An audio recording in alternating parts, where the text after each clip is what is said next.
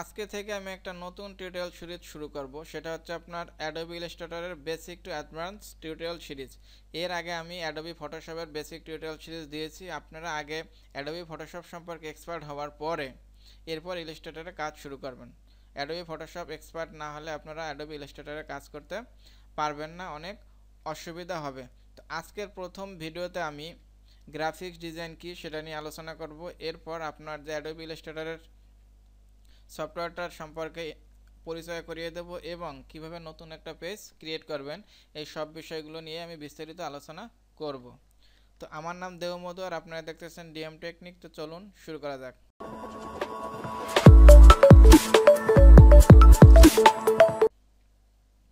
তা প্রথমে আসি গ্রাফিক্স ডিজাইন। গ্রাফিক্স ডিজাইন শেখার জন্য আমাদের দুটো সফটওয়্যার জানা খুবই দরকার। একটা হচ্ছে আপনার অ্যাডোবি ফটোশপ আর একটা হচ্ছে অ্যাডোবি ইলাস্ট্রেটর। এখন কথা হলো দুটি সফটওয়্যার কেন জানা লাগবে।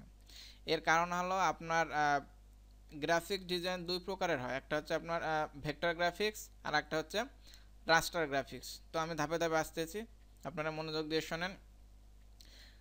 তা গ্রাফিক্স ডিজাইনটা কি, মানে গ্রাফিক ডিজাইন কাকে বলে? তো চিত্রলেখা বিষয়ক শিল্পকর্মকেই গ্রাফিক ডিজাইন বলা হয়ে থাকে। যদি আরও সহজভাবে বলি তাহলে কোনো নকশা ব্যবহার করে সুন্দর এবং মানসম্মত চিত্রকর্ম তৈরি করাকে গ্রাফিক্স ডিজাইন বলা হয়ে থাকে। তো গ্রাফিক ডিজাইনের জন্য জনপ্রিয় কিছু সফটওয়্যার হচ্ছে আপনার Adobe Photoshop, Adobe Illustrator, etc.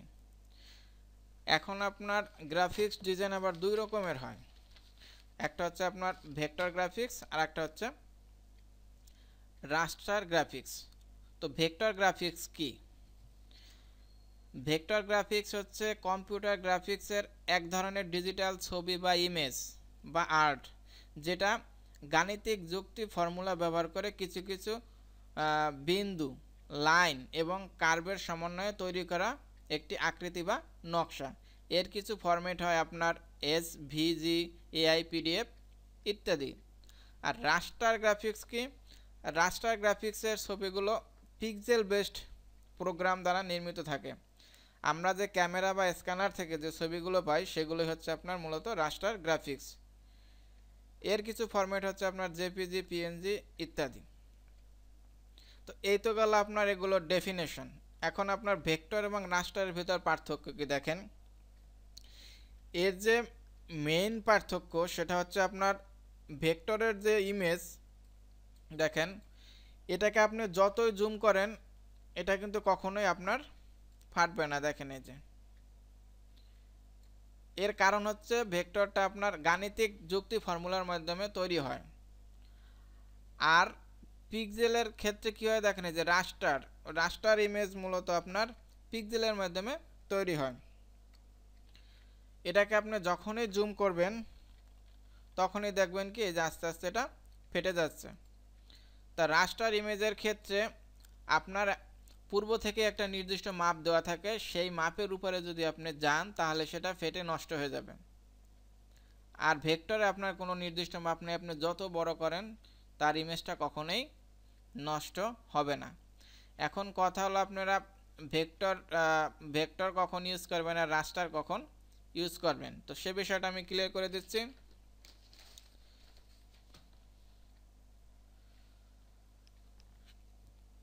কখন আপনি ভেক্টর গ্রাফিক্স ইউজ করবেন? সহজ কথায়, আপনি যদি এমন কোনো ডিজাইন তৈরি করতে চান যা অনেক জুম করে দেখার বা প্রিন্ট করার প্রয়োজন আছে, যেমন ধরেন লোগো, বিলবোর্ড, ব্যানার ইত্যাদি, এই সব ক্ষেত্রে আপনারা অবশ্যই ভেক্টর গ্রাফিক্স ব্যবহার করবেন।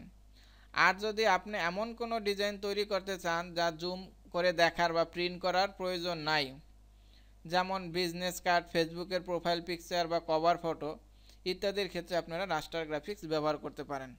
যেগুলো আপনার অনেক বড় হবে সেগুলো আপনি ভেক্টরে করবেন, আর যেগুলো আপনার ছোট হবে সেগুলো করবেন রাস্টারে। তো রাস্টারে কাজ করার জন্য আপনারা অ্যাডোবি ফটোশপ ইউজ করবেন, আর ইলাস্ট্রেটরের ক্ষেত্রে আপনারা সব ভেক্টরে কাজ করবেন। তো আপনার ফটোশপে কিছু ভেক্টরের কাজ হয়, তো সেটা আপনার খুব অল্প। ভেক্টরের কাজ করতে গেলে আপনারা ইলাস্ট্রেটরে ইউজ করবেন। তো এবার আসে আপনাদেরকে আমি দেখাচ্ছি যে এর যে ইন্টারফেসটা কোনটাকে কি বলে।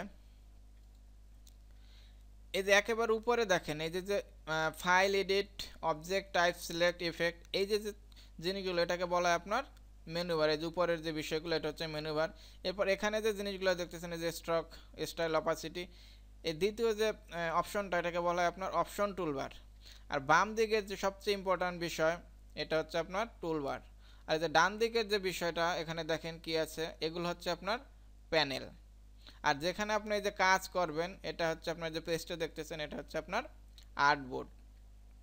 তো এই তো গেল আপনার পরিচিতি। এখন আপনি নতুন করে একটা পেজ ক্রিয়েট করতে গেলে কি করবেন দেখেন,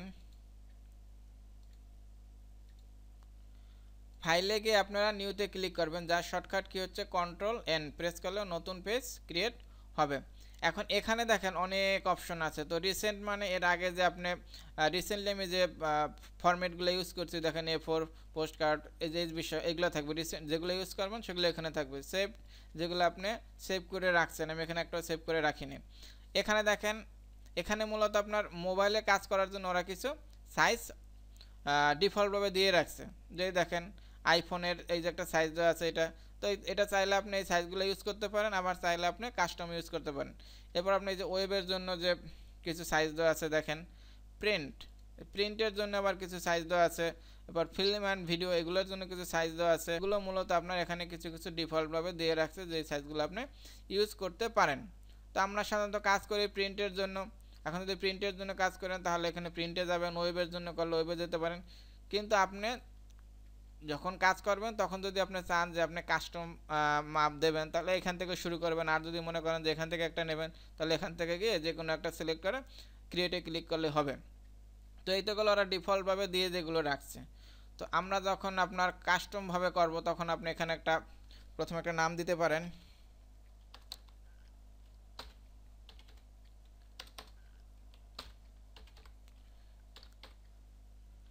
এখন দেখেন এখানে কি আছে, এখানে আপনি এই যে দৈর্ঘ্য প্রস্থ দিতে পারবেন উইথ এবং হাইট। এখান থেকে আমি এখানে আপনার দেখেন একক আছে, point, picas, inches, millimetres, centimetres, pixel. তো আমরা বেশিরভাগ পিক্সেল এবং ইঞ্চিই ব্যবহার করি, তো আমি ইঞ্চি দিলাম। এখন এখান থেকে আপনার ইচ্ছা মতো আপনি যে কোনো একটা সাইজ দিতে পারেন। এখানে দেখেন ওরিয়েন্টেশন, যদি এইটাই ক্লিক করেন তাহলে হবে লম্বালম্বি মানে পোর্ট্রেট, আর যদি এইটা ক্লিক করেন তাহলে হবে ল্যান্ডস্কেপ। আর্টবোর্ড মানে এখানে যতগুলো সংখ্যা দেবেন ততগুলো আপনার পেজ ক্রিয়েট হবে। যদি দুইটা দেন দুইটা হবে, চারটা দিলে চারটা হবে। তো এখানে আমি একটাই রাখলাম। ব্লিড হচ্ছে দেখেন এখানে ব্লিড আছে। ব্লিড হচ্ছে মূলত আমরা যেমন পেজে মার্জিন দিই না সেরকম, কিন্তু ব্লিড এবং মার্জিন এক না। মার্জিন হয় পেজের ভিতরে আর ব্লিড হয় পেজের বাইরে। তা আপনি এখানে যে কোনো একটা মান দিয়ে যদি দেন, এই যেভাবে দিয়ে এটা ক্লিক করলে সবগুলো চলে আসবে। এভাবে আপনি দিতে পারেন যদি ব্লিড দিতে চান। কালার মোডটা খুবই ইম্পর্ট্যান্ট। এই বিষয়ে আমি অ্যাডোবি ফটোশপ টিউটোরিয়ালে বলেছি। আপনারা যখন এই প্রিন্টের কাজ করবেন তখনই আপনারা CMYK দেবেন। তো CMYK এর ফুল মিনিং হচ্ছে সিতে Sayan, M A magenta, ওয়াইতে yellow আর কিতে হচ্ছে ব্ল্যাক।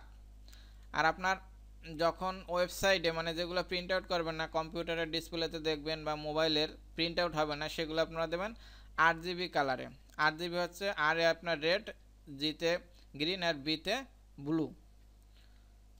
এরপর আপনারা যেটা করবেন মোড সেটিং আরও কিছু অপশন আছে, দেখেন কি আছে এখানে আপনার যে সাইজ যদি কাস্টম দেন কাস্টম রাখবেন। এরপর নাম্বার অফ আর্টবোর্ডস, এখানে আপনারা যদি একটা দেন তাহলে এখানে কিছু অপশন আসবে না। যদি আপনি ধরেন একাধিক দেন তাহলে কিন্তু এখানে দেখেন অপশন আছে যে স্পেসিং মানে আপনার 3-4টা যদি একাধিক যদি আপনার পেজ করেন তাহলে সেটার মাঝে কতটুকু ফাঁকা রাখবেন, এখান থেকে যে সেটা কিভাবে সাজাবেন, কোন টাইপের সাজাবেন, এই অপশনগুলো আছে। এখানে কয় কলামে হবে, 2 কলাম না 3 কলাম, সাইজ আপনার এখান থেকে যেটা সিলেক্ট করবেন সেটা। এরপর যে অপশনগুলো আছে ব্লেড সেগুলো একটাকে দেখাচ্ছি। এরপর আপনার যে আছে দেখেন কালার মোড RGB দিতে পারেন, CMYK দিতে পারেন।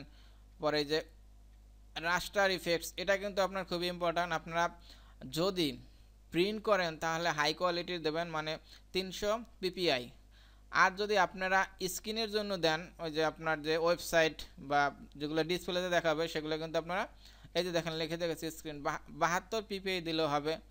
আবার মিডিয়াম চাইলে মিডিয়ামও দিতে পারেন। মেন কথা আপনারা যদি প্রিন্ট দেন তাহলে অবশ্যই 300 PPI দেবেন এবং কালারটা দেবেন CMYK। এটা দেওয়ার পর আপনারা এখান থেকে ক্রিয়েট ডকুমেন্টে ক্লিক করে তাহলেই দেখবেন হয়ে গেছে। দেখেন আমি এখানে কয়টা দিয়েছিলাম আর্টবোর্ড, 4টা, সেই জন্য 4টা আসছে। তো আপনারা যখন কাজ করবেন, যখন যদি 4টার দরকার হয় 4টা দেবেন, আর যদি আপনাদের 1টার দরকার হয় তাহলে 1টা দেবেন। এখানে গিয়ে এই যে একটা আমি A4 দেই, ক্রিয়েট। এই তো আপনার নতুন একটা পেজ ক্রিয়েট হয়ে গেছে। এরপর আপনারা কাজ শুরু করবেন। তো এখান থেকেও কিন্তু এই পেজটাকে আমরা মডিফাই করতে পারি। দেখেন এখানে যদি আর্টবোর্ডে ক্লিক করেন, এই যে এখান থেকে আপনি সাইজ বাড়াতে কমাতে পারবেন, এখান থেকে ল্যান্ডস্কেপ পোর্ট্রেট দিতে পারবেন, এখান থেকে দেখেন এই যে সাইজ কমানো বাড়ানোর অপশনগুলো যায়। তো আর্টবোর্ড আপনারা ধরেন ক্রিয়েট করছেন, এরপর যদি আপনারা মডিফাই করেন তাহলে এখান থেকে করতে পারবেন।